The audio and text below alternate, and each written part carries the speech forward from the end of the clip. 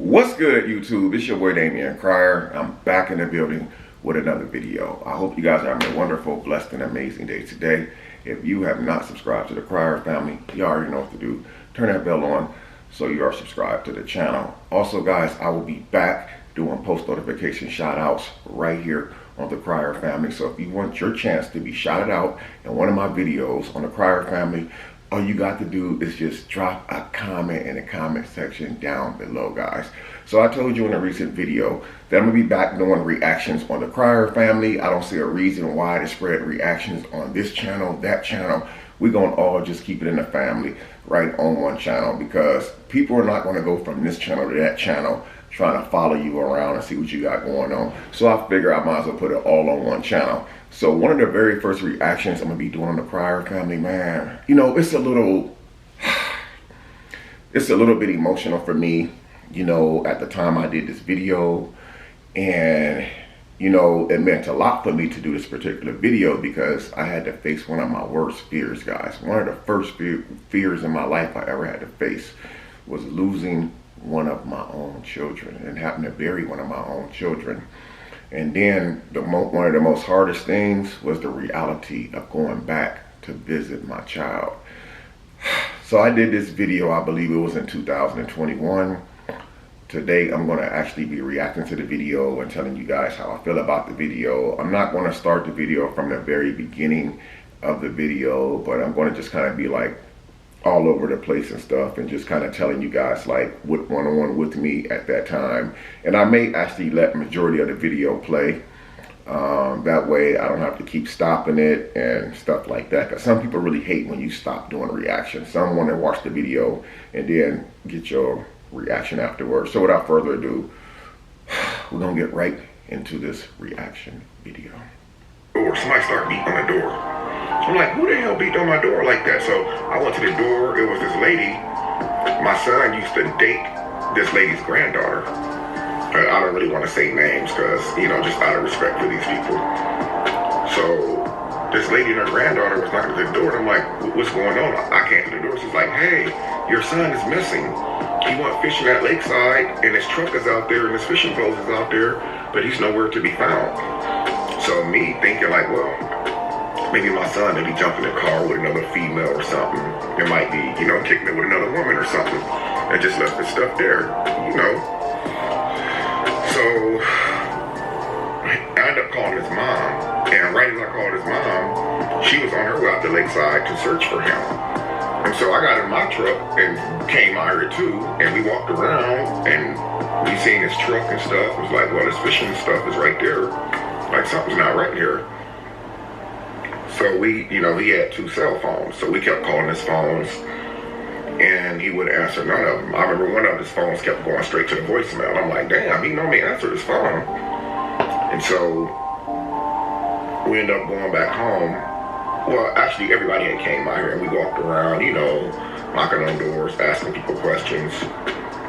And the lady remembered seeing a guy out there fishing, and she said she looked up, he was fishing, and then she said she looked up and he just disappeared. That was confusing for a lot of us.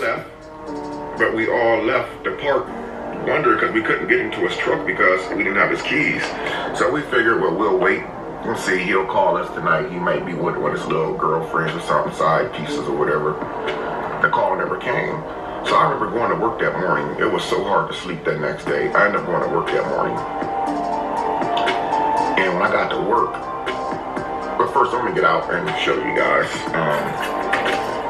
I'm not gonna really walk around the park because I got this really awful feeling in my stomach.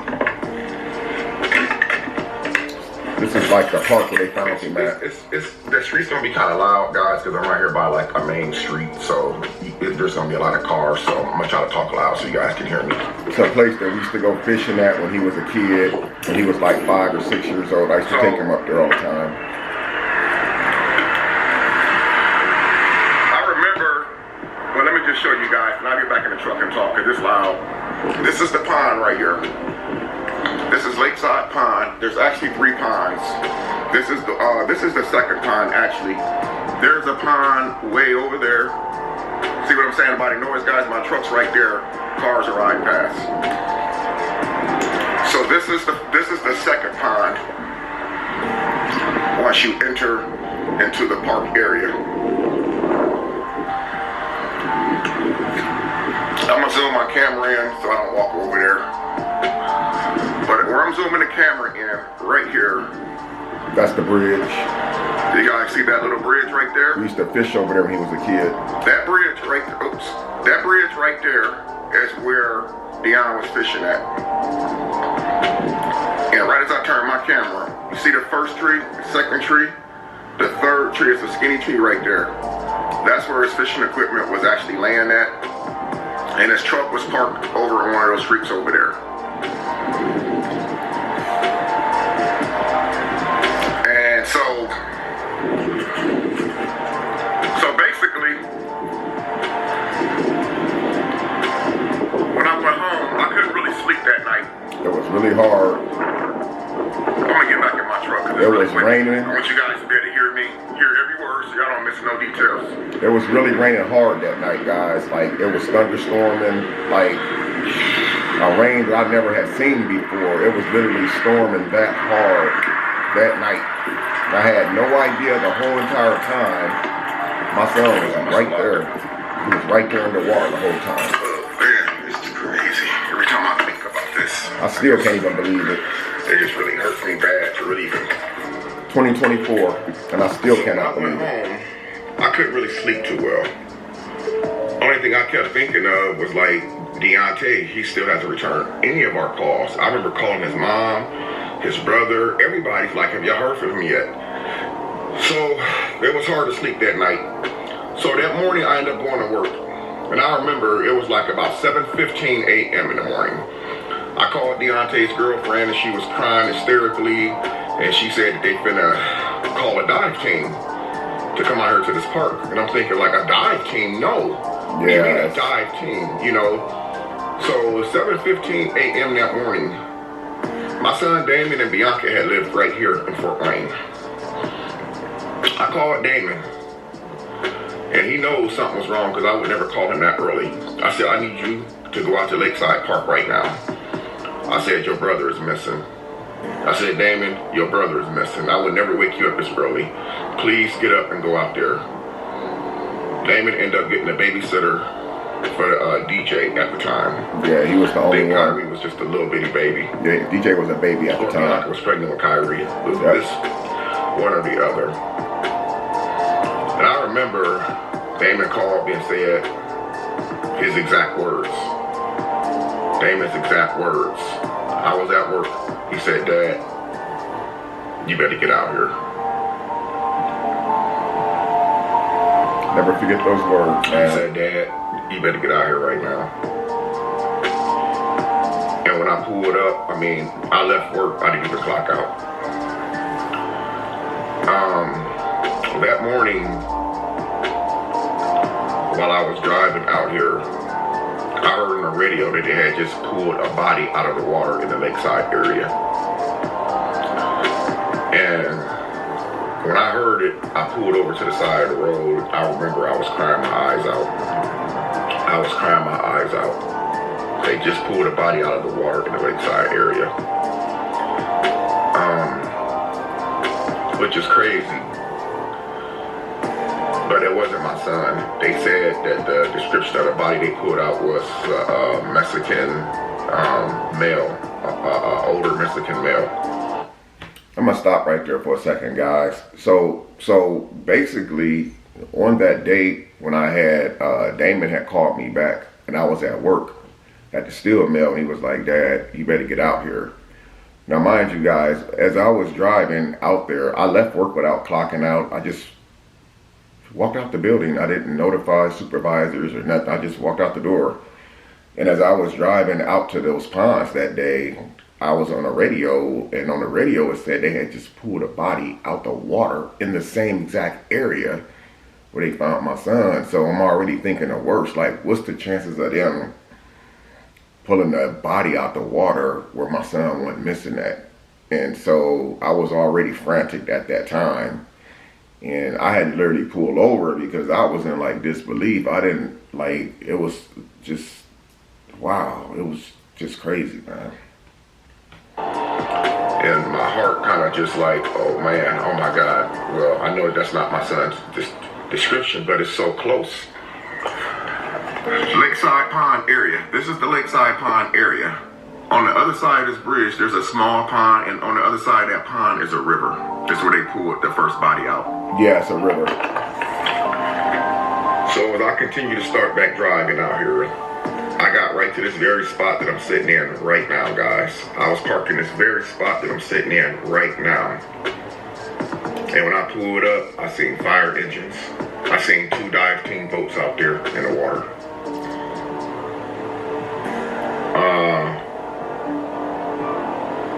And I took off running on the other side of the pond where I met with Damon and Bianca. And I remember them, it was so many people out here, news teams was out here, everything. And I remember them pulling one of the boats out the water. And one of the boats stayed, but the boat sat in one spot. And I seen one of the dive team members on the boat put his thumbs up. And they pulled out this big old yellow blanket. And I knew then that they had found my son. I knew that they had found Deontay. You know, I knew that they had found him. I knew that our search was over. I remember Damon crying hysterically. I started crying. I think I fell up against the fire engine. Then I seen the corner lady. She started putting her gloves and stuff on. And I knew then that they had found my son. So like, all this time it's been really hard for me to even do a video like this. Yeah. It's hard to really talk about it, you know? It is so hard to talk about, man. You know, it is really, really hard to even talk about something like this. I could never fathom losing one of my kids. You know,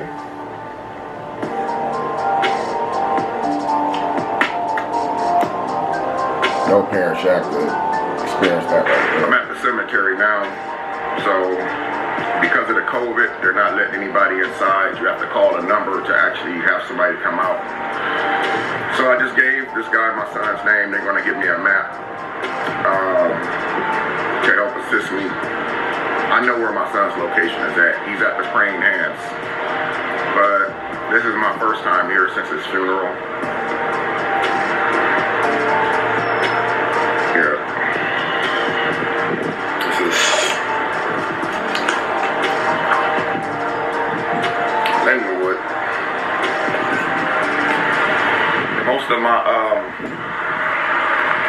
Most of my family members are buried out here. My mom's out here. My little brother's out here.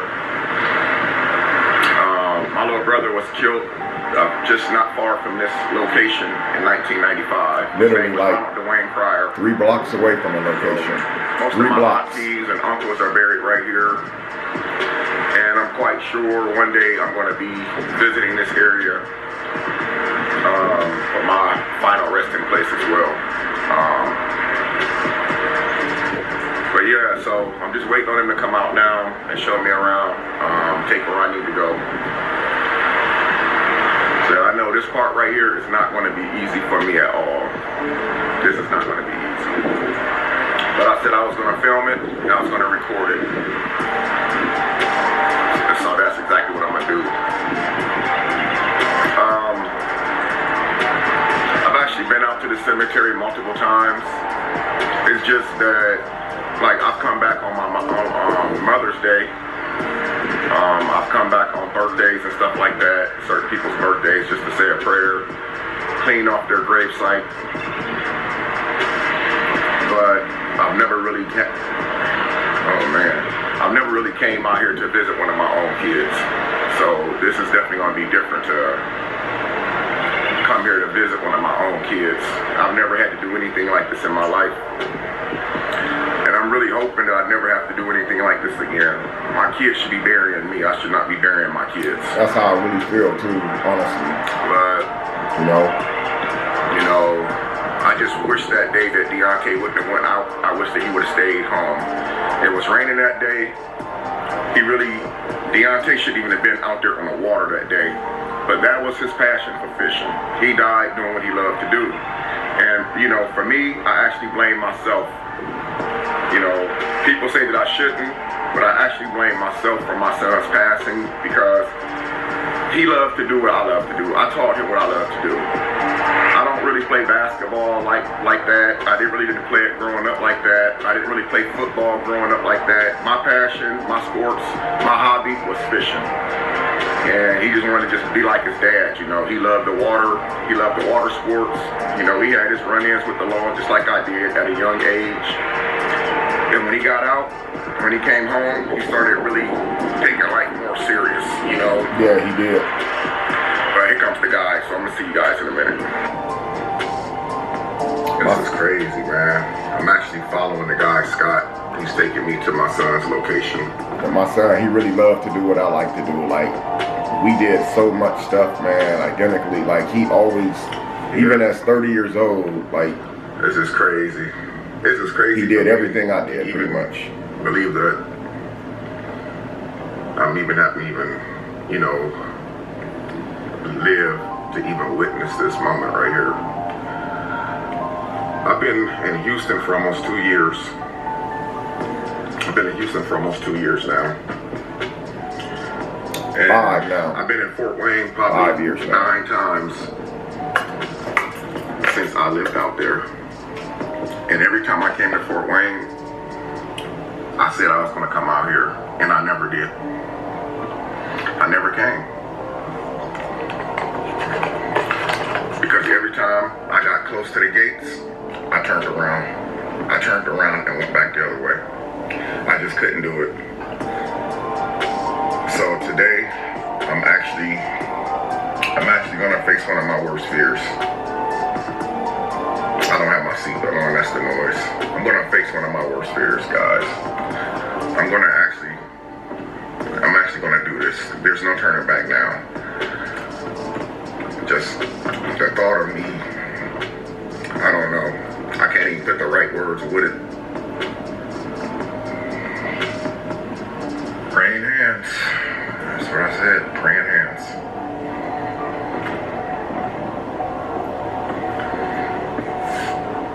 This is why we all should stay prayed up. This is the reason why I said a while back on my channel that I was through with the drama and stuff, man.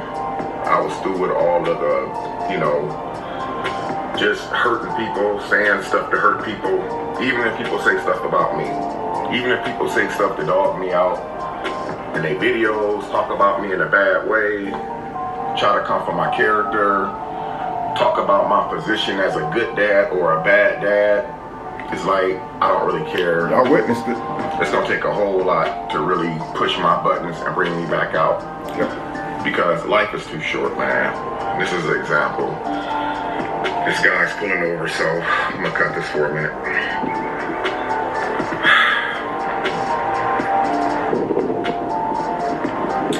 So, about my son.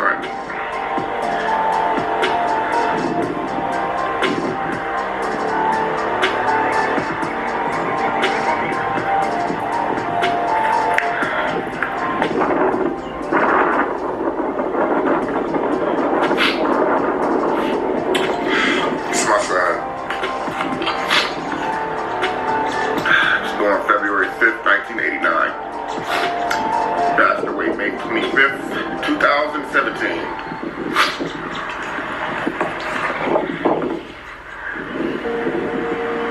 So this is why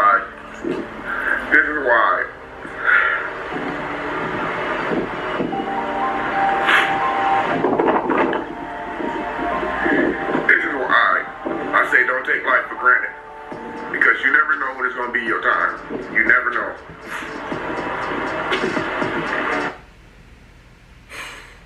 That's pretty much it for that video, man. So I didn't really, I really didn't stop the video a whole lot during the reaction part of the video because I wanted to like save certain things for the end of the video, like now. And so earlier in the video, like I was saying, like when a lady had knocked at my door, She was she was like a relative to me. She had knew my family very well. My son Deontay, prior to his passing, was dating her granddaughter pretty heavily, and they were like living together.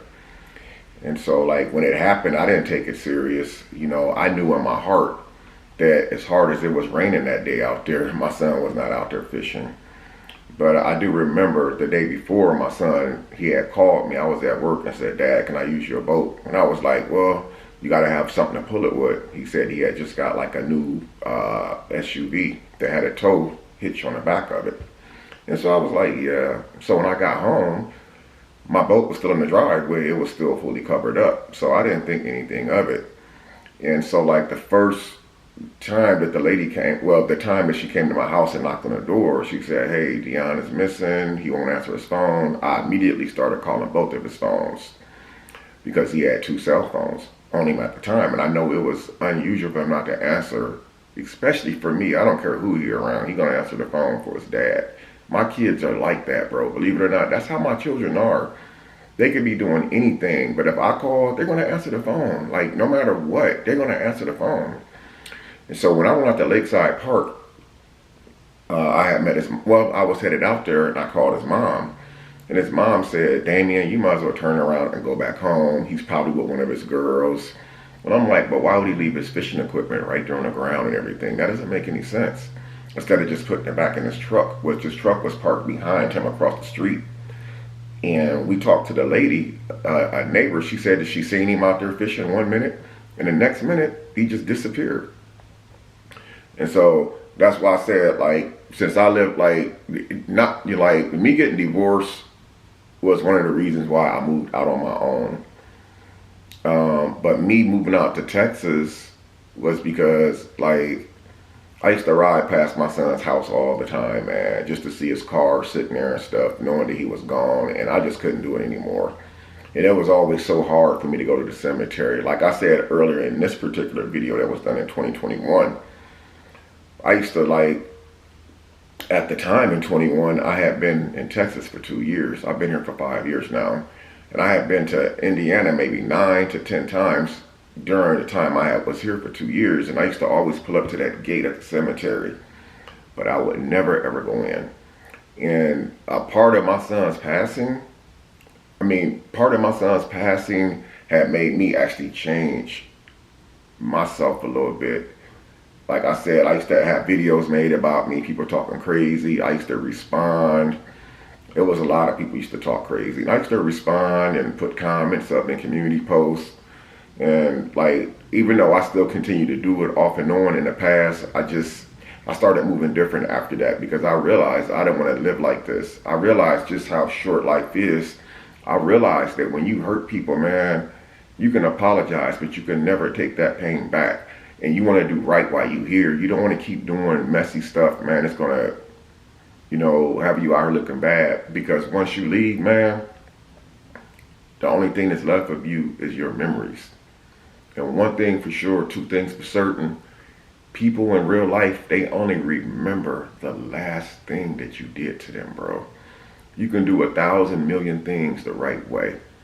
But if the last thing that you do to a person is treat them bad or mistreat them, that's going to be the last thing that they're going to remember about y'all.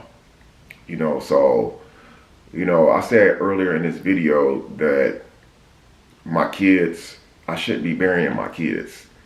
My kids should be burying me. And I stand 10 toes down on that. I don't never, ever want to experience what it was like, you know, for me to bury one of my kids.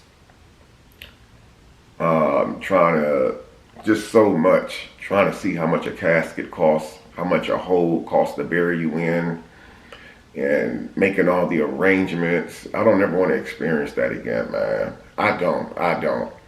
It's a very ugly feeling, and even though that it's been several years now, the way that I feel right now today has not changed. I still feel like it was just yesterday. This is my first time actually doing a full reaction on this video, and I was actually inspired to do it based off of a personal situation that just happened in my life. I don't want to go into details about what happened, but there was recently a death.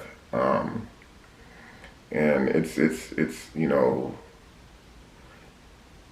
like any other death, it's actually pretty bad, man. Like I said, I can't really address it. But I was kind of inspired to react to this video based off of what just happened recently. You know, you want to cherish people while they're here, man. Give people their flowers while they're here. You know, stop treating people evil and ugly and stuff, because it's real out here. Literally, one day you here and the next day you're gone. And all people remember is like the last thing that you did to them. But anyway, I want to say thank you guys for watching this video. Yes, this is a re-upload reaction video. And I just felt in my heart that this is the first reaction video I wanted to do since I'm back doing reactions, man. But comment down below what you guys think of this video. And as usual, I appreciate all of you guys for watching. For you new people who recently joined me, welcome to the Crier family, man. I love you all. And I'm going to see you all in the next video. Until next time, it's your boy Damian Crier, and I'm out.